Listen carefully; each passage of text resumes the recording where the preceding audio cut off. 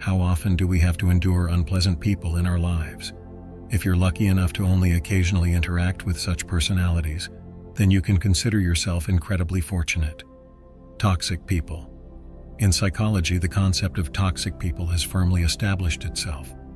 It refers to individuals who act in their selfish interests towards others, selfishly approaching the problems of other people.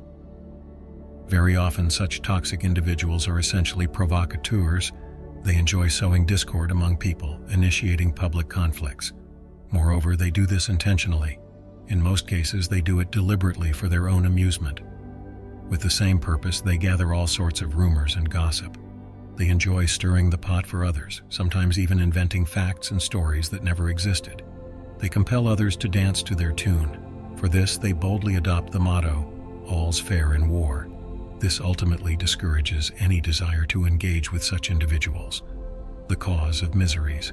At times, associating with toxic individuals becomes the root cause of all miseries in someone else's life. They literally drain all the juices and sap the energy of their victim. That's precisely why such manipulators are often referred to as energy vampires. So why is it so difficult to simply cut ties with them? Very often, it's a forced measure. For instance, if such a person is a colleague or the leader of an organization, distancing oneself in such a case is extremely challenging. In most instances, the only way out is to change jobs. Such toxic relationships also occur in everyday life. Typically, the manipulator chooses a weak, soft-natured individual as a friend or partner, someone who finds it hard to resist. The perfect scenario is a person with low self-esteem. It's incredibly easy to convince such a person of their imperfections. They will deeply agonize over criticisms and conflicts, struggle to argue their position, and most importantly, never dare to be the first to end such relationships.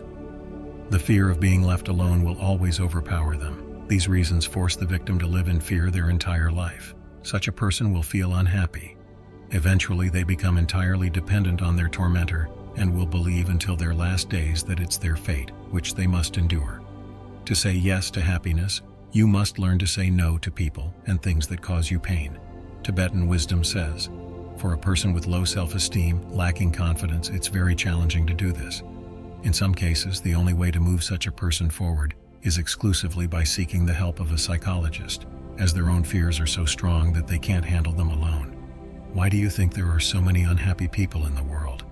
Can a person change their life drastically, or is it truly their burden that they must bear? Share your thoughts on this matter in the comments.